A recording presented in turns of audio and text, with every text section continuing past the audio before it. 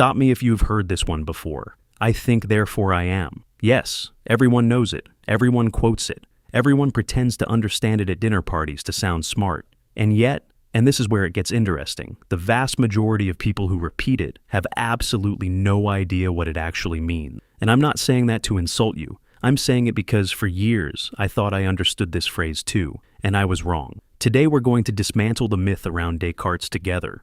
We're going to see why this phrase is not what you think it is, why it might be the most radical thought ever formulated by a human being, and why, right now, in the world we're living in, it concerns us more than ever. Because in an age of deepfakes, artificial intelligence, and social media platforms that manufacture an alternative reality every single morning, Descartes' question, what can we be absolutely certain of, has never been more urgent. Buckle up. This is going to shake a few things loose.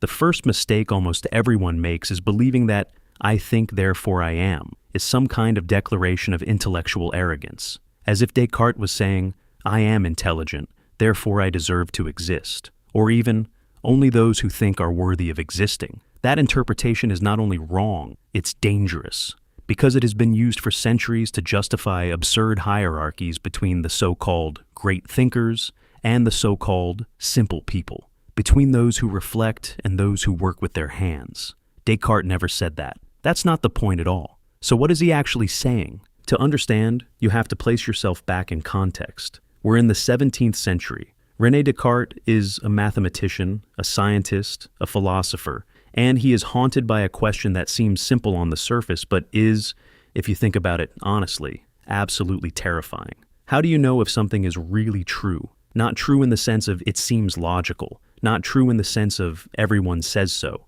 true in an absolute sense, irrefutable, certain beyond any possible doubt. And if you actually sit with that question, you start to panic, because you realize you know almost nothing with complete certainty. So Descartes decides to do something extraordinarily courageous and, let's be honest, a little mad. He decides to doubt everything, methodically, systematically, until he finds something that cannot be questioned. It's no matter how hard he tries. First target, his senses. Have your eyes ever deceived you? Of course they have. Optical illusions exist. Light distorts colors. Distance distorts shapes. You've mistaken a stranger for someone you know. Your ears have made you hear things that weren't there. Your senses are imperfect instruments, constantly filtering and reconstructing a rough approximation of reality. So, Descartes says, I cannot trust my senses. Second target, his memories. Human memory is one of the least reliable things in existence. Studies in cognitive psychology have shown that we actually reinvent our memories every time we access them. You think you remember a childhood event exactly as it happened? You don't. You remember the last time you thought about that event, and each time, your brain subtly modifies the memory, without your knowledge, without your consent. So, Descartes says, I cannot trust my memory. Third target, and this is where it gets genuinely disturbing, reality itself. Descartes asks a question that makes your head spin. What if everything you're experiencing right now is a dream?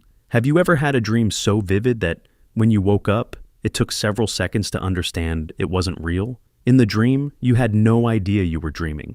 The reality of the dream was total, convincing, completely coherent. So how do you know you're not dreaming right now? And he goes even further. Descartes imagines what he calls an evil demon, an all-powerful being whose sole purpose is to deceive him about everything. Every sensation, every memory, every perception would be an illusion manufactured by this malevolent force. Yet it's the philosophical ancestor of the Matrix, if you want a reference. And the question is serious. If such a being existed, how would you know? You see where this leads? Descartes has burned everything down. Nothing remains, no certainty, no solid ground, no point of support. And it's precisely there, in that total void, that something unexpected happens. In the middle of this absolute doubt, Descartes notices something, an anomaly, a residue that simply will not burn. He is doubting. Fine. But to doubt, you have to think. And to think, you have to exist. Even if everything is false, even if his senses lie, even if his memories are invented, even if the entire world is an illusion constructed by a malicious demon, there is something that thinks. There is a consciousness that observes, that questions, that doubts.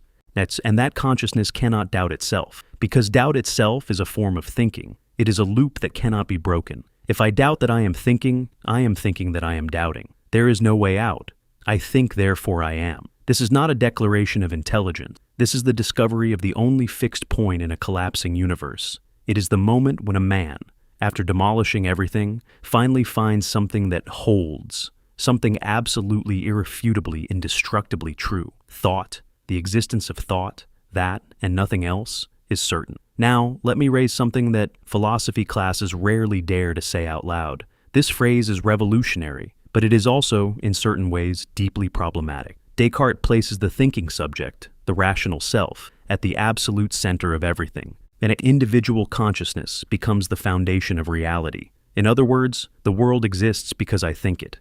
That sounds innocent enough, but the consequences of this idea have been enormous. First, it created what philosophers call the problem of solipsism. If the only certain point is my own thought, how can I prove that you exist, that your pain is real, that your inner life is comparable to mine? Descartes himself spent a great deal of energy trying to solve this problem, with arguments that even his contemporaries found unconvincing. Second, and this is where it gets genuinely controversial, this primacy of individual reason helped build a certain vision of the world in which human beings see themselves as separate from nature, as masters of their environment, as autonomous and sovereign entities.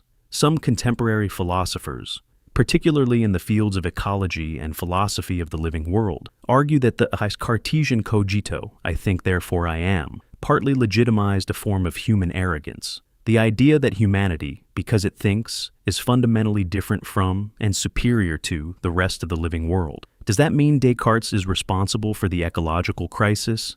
No, obviously that would be a ridiculous oversimplification, but it does mean that ideas have consequences, and that even the most beautiful ideas can be misused, distorted, and weaponized. Third, and I want to be clear that some will push back on this, Descartes assumes that thought is individual. I think, therefore I am. But research in neuroscience, cognitive linguistics, and contemporary philosophy increasingly suggests that thought is fundamentally relational, that we don't think alone. We think with a language we didn't invent, with concepts inherited from our culture, with cognitive patterns shaped by our social experiences. The Cartesian subject, perfectly autonomous and self-sufficient, may itself be a kind of fiction. Does that invalidate I think, therefore I am? No, but it complicates it. It forces it to confront questions it never anticipated. Here is what no textbook ever tells you. Descartes' question is not a question of the past. It might be the most pressing question of our time. We live in a world where information is manufactured at industrial speed,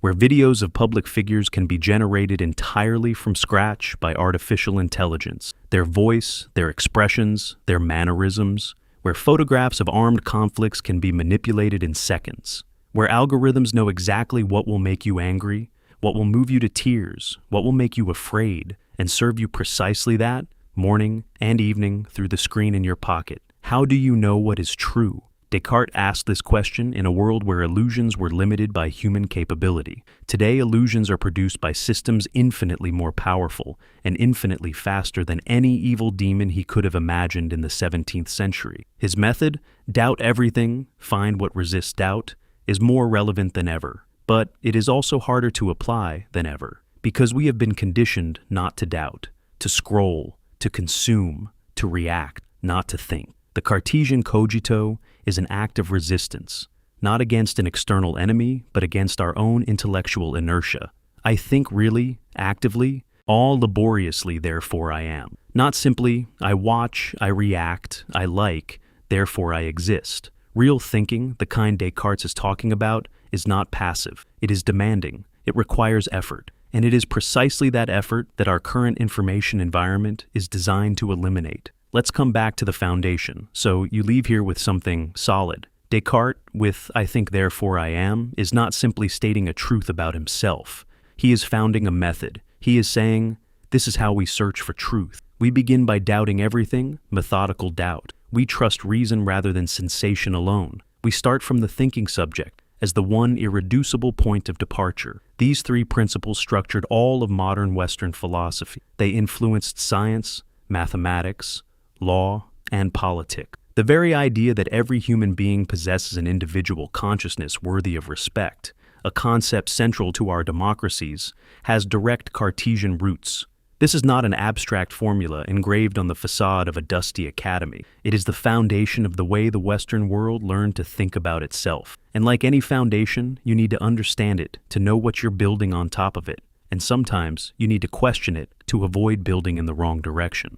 So, what do we actually do with all of this? First, we stop repeating, I think. Therefore, I am like a well-read parrot. We understand what it actually means. The certainty of thought, doubt as a tool, consciousness as the only solid ground in an uncertain world. Then we ask ourselves the real question. In your daily life, do you actually think? Or do you react?